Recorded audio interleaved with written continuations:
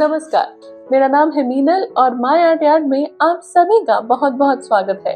आज मैं आपके सामने अनजानी राहें का छठा भाग लेकर आई हूँ। पिछले भाग में आपने देखा था कि किस तरह से रियांश की कुछ बातों की वजह से आद्या अपने अतीत की कुछ कड़वी यादों का सामना करती है। क्या है वो यादें? आखिर ऐसी कौन सी बात है जो आद्या को आज भी परेशान करती है? चलिए पता करते हैं। Why are you being so irrational, गौरव? आद्या ने जवाब मांगा। तुम चाहो तो यहाँ रुक कर ट्रिप कंप्लीट कर सकती हो। मैंने कब कहा कि तुम्हें मेरे साथ वापस आना होगा, लेकिन तुमसे यह हो नहीं पाएगा। गौरव ने तैश में आकर कहा, गौरव प्लीज मुझे छोड़कर मत जाओ, तुम जैसा कहोगे वैसा करूंगी। प्लीज रुक जाओ। सही कहा था तुमने, मुझे तुम्हारी जरूरत है। Gaurav please please don't do this to मी।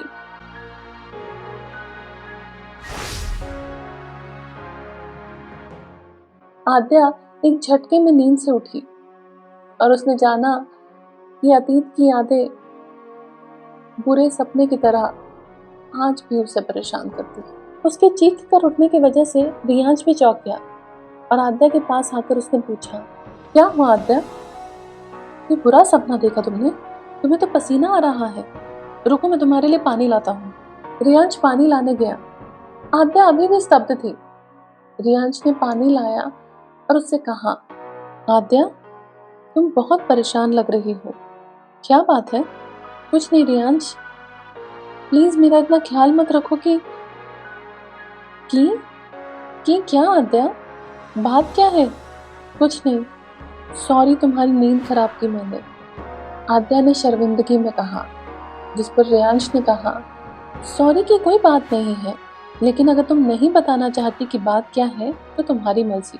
बेहतर होगा तुम दोबारा सोने की कोशिश करो, आज से अच्छा फील करोगी तुम, रियांश ने कहा और उसने एक तकिया आद्या के जले हुए पैर के नीचे दोबारा रखा और बड़े एहतियात से उसे कंबल उड़ाया और सोने के लिए कहा। दूसरे दिन आद्या उठी तो उसने देखा कि रियांश खिड़की की तरफ देखकर कुछ बना रहा था। आद्या उठी और रियांश की तरफ आने की कोशिश ही कर रही थी कि रियांश समझ गया कि आद्या उठ गई है और वो तुरंत आद्या की मदद करने के लिए उसके पास आया और उसने कहा, अरे तुम कब उठी? मुझे बुला लेती, अकेले उठने की कोशिश क्यों कर रही थी? तुम क्या बना रहे हो मैं देखना चाहती थी। अरे वो मुझे पेंटिंग करना बहुत अच्छा लगता है, देखोगी तुम? रियांश ने अपनी पेंटिंग दिखाते हुए कहा। ये देखो, मुझे ना स्नोफॉल बहुत पसंद है। एक्चुअली किसे पसंद नहीं होगा। आज जल्दी नींद खुल गई तो मैंने सोचा अभी बनाता हूँ। वाह यार, ये तो बहुत अच्छी है, कमाल है, तुम तो कलाकार हो यार, आद्या ने रियांश की तारीफ करते हुए कहा। कलाकार कौन नहीं होता यार, हर किसी के पास कोई ना कोई कला जरूर होती है, और फिर कला ही तो होती है जो आपको खुद से जोड़ती है। इसीलिए मुझे ऐसा लगता है कि किसी भी दोस्त से दोस्ती निभाओ या ना निभाओ, लेकिन कला का हाथ कभी मत छोड़ना। Oh my God, that was deep Riyansh, impressive. Thanks. अच्छा ये सब छोड़ो, बताओ चाय या कॉफी? रियांश ने पूछा। चाय मिलेगी क्या इस जर्मन माउंटेन केबिन में? आद्या ने हैरानी में पूछा। अरे तुम हुक्म करो, मैं तो इंडिया से चाय लेकर आऊंगा। रियांश अरे आज सुबह जब तुम सो रही थी ना तो मैं किचन एक्सप्लोर कर रहा था और तुम्हें पता है मुझे क्या मिला? क्या तुम्हें चाय पत्ती मिली? How is that even possible?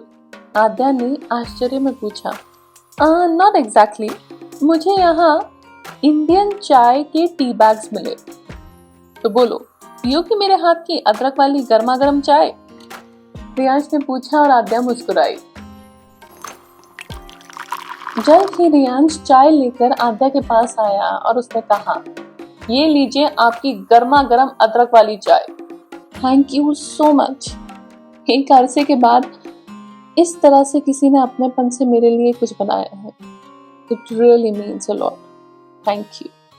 Aadya ने शुक्रिया अदा करते हुए कहा। एक बात पूछो आद्या, कल से मुझे ऐसा लग रहा है जैसे कोई गहरा दर्द तुमने बड़े संभाल कर, बड़े सहेज कर रखा है अपने दिल में। क्या तुम मेरे साथ बांटना चाहोगी? I mean only if you are comfortable, Riyansh ने पूछा। सच कहा रियांश तुमने, कैसे जान ली तुमने मेरे दिल की बात? मैं अपने दिल के दाग कभी किसी के साथ बांटती नहीं हूँ, लेकिन आज पहली बार तुमको देखकर ऐसा लगा कि शायद तुम्हारे साथ शेयर कर सकती हूँ मैं। मुझे हमेशा से ट्रैवलिंग का बहुत शौक था और मैं हमेशा उसके लिए पैसे जोड़ती थी, अलग अलग इन्वेस्टमेंट प्लान करती थी ताकि अपने ट्रैवल ड्रीम्स पूरे कर सकूं। उस दरमियान मेरा कलीग गौरव मेरा बॉयफ्रेंड था।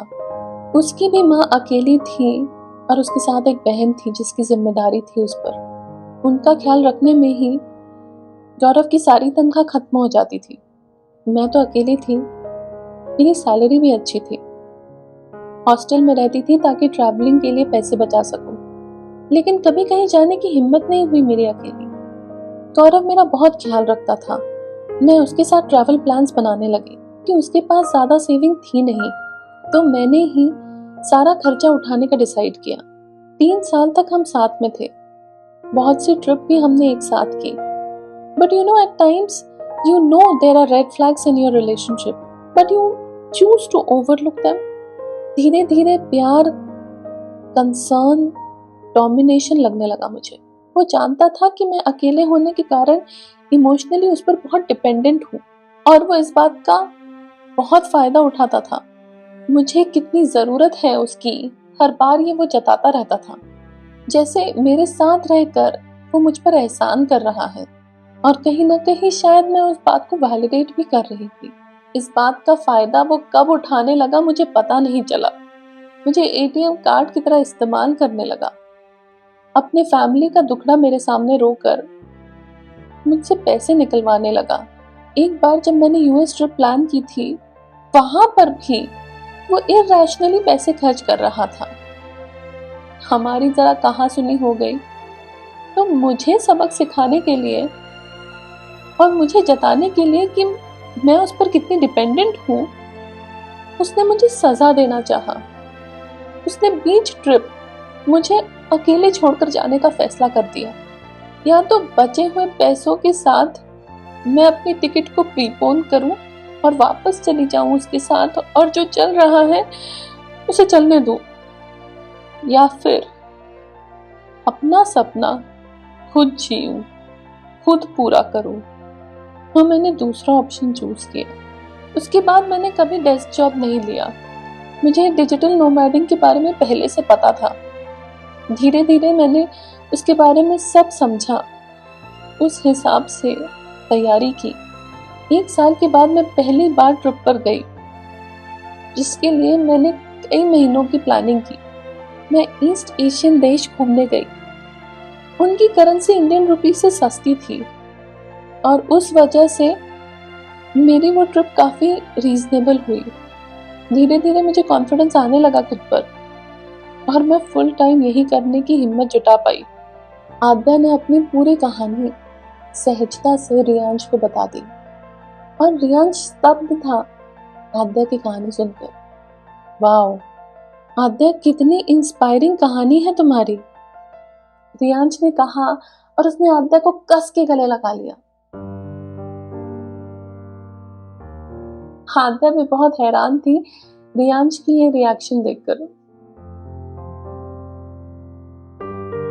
लेकिन स्पर्श में वो बात है ना, स्पर्श इंसानों को जोड़ने की क्षमता रखता है। स्पर्श अंदरूनी घाव को भरने की ताकत रखता है, दिलों को दिलों से जोड़ सकता है और दबे हुए जज्बातों को भी उभरने में मदद कर सकता है। और ऐसा ही कुछ हुआ आद्या के साथ। आद्या की आंखें भर आई, लेकिन भरी हुई आंखों को छलकने नहीं दिया आद्या ने। उसने अपने आंसू छुपा लिए, पी गई वो अपने आंसू। रियांश ने देखा आद्या को और उसने कहा, आद्या मेरे लिए तुम दुनिया की सबसे बहादुर लड़की हो। तुमने जो किया शायद ही कोई और कर पाता। किसी और की बात छोड़ो, शायद मैं भी ऐसा कुछ करने की हिम्मत नहीं जुटा पाता। You should be proud of yourself. You had the courage to stand for yourself, for your respect. You had the courage to live your dream. You should be proud of yourself that you did not succumb to any pressure. मैं तो हमेशा से तुमसे impress था, लेकिन तुम्हारी कहानी जानकर तुम नहीं जानती कि मेरे दिल में तुम्हारे लिए रिस्पेक्ट कितनी बढ़ गई है। You are amazing. और अगर इस अमेजिंग लड़की को रोना आ भी गया ना, तो वो कमजोरी की निशानी नहीं होगी। कहते कहते रियांश ने अपना हाथ आद्या के कंधों पर रखा। बरसों से दबे हुए जज्बात जैसे उमड़ आए। आद्या रोने लगी। रियांश ने अपना रुमाल दिया। आद्या ने अपने आंसू पोंछे और फिर रियांश ने आद्या से कहा, अगर मेरी बात मानो तो प्लीज खुद के साथ इतनी सख्ती मत बरतो। मैं मानता हूं तुम्हारे हालात असाधारण थे, कठोर थे, लेकिन इसमें तुम्हारी गलती तो नहीं है ना। आद्या नजरें झुकाए सुन रही थी रियांश की बातें। उसने अपने आंसू पोंछे, लेकिन कुछ कहा नहीं। आद्या और रियांश अब साथ में काम करने लगे। दोनों को एक दूसरे का साथ पसंद आने लगा था। आद्या का पैर भी अब काफी बेहतर था। मुझे लगता है कल शायद हम निकल पाएंगे यहाँ से। अच्छा होगा, है ना? It was quite an adventure. अच्छा चलो, रात बहुत हो चुकी है। कल अगर मौसम साफ हुआ तो सुबह जल्दी ही निकलेंगे। Good night Riyansh. Good night Aadya, Riyansh ने कहा और दोनों ही सोने की कोशिश करने लगे। लेकिन बीच रात में अचानक छत से जोर जोर से आवाज आने लगी।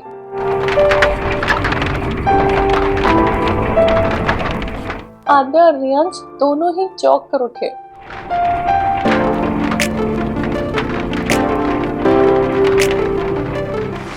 आखिर क्या बात है? क्या उन दोनों का सफर अभी जल्दी खत्म होने वाला है या कोई और नया एडवेंचर उनका इंतजार कर रहा है? जानने के लिए बने रहिए मीनल सादिया के साथ। और अगर आपको ये भाग पसंद आया है और आने वाले भाग देखना चाहते हैं तो प्लीज मेरे चैनल को सब्सक्राइब जरूर कीजिएगा और ये वीडियो को लाइक करना भूलेगा मत। जब भी आप सब्सक्राइब करें तो बेल आइकन जरूर प्रेस कीजिए ताकि आपको हर नए वीडियो का नोटिफिकेशन मिलता रहे। अच्छा, तो फिर मिलूंगी मैं अगली बार इस कहानी का अगला भाग लेकर। तब तक के लिए आपसे विदा लेना चाहती हूँ। धन्यवाद। फिर मिलेंगे।